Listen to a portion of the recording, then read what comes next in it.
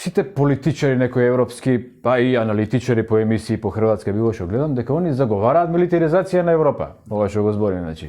Се збори за милитаризација, и тоа ја кажуваат за да се покажат и независни од Америка. И тогаш би можеле да поддржат Украина. Значи, ова прашањето со Украина сега покренува цела милитаризација на цела Европа. И треба народов да се као процес и дури на секој вака се што не е многу запознат со тоа, си вика па да, сакам да бидам безбеден. Секој обичен граѓанин вика да, добро е милитаризација, да бидеме сигурни. Од една страна Русија ни се заканува цело време, од друга страна Америка. А реалните закани не знаеме колку постојат, него тие се само пропаганди. Цело време се кажува дека Русија ќе продолжи ако направи мир сега со Украина. Либералната пропаганда вика дека ќе биде на кај Полска, ќе иде на Молдавија и тоа го зборуваат луѓе образовани студенти.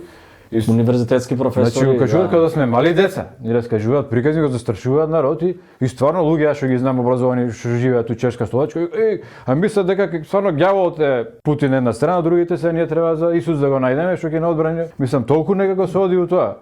Да. Не се анализира воопшто. И сега, сепак милитаризацијата ќе врти бизнис со тие што имаат производители на воен. Да, многу ќе профитираат. Америка, Франција, ако сега се дојде до одреден мир, ќе нема да има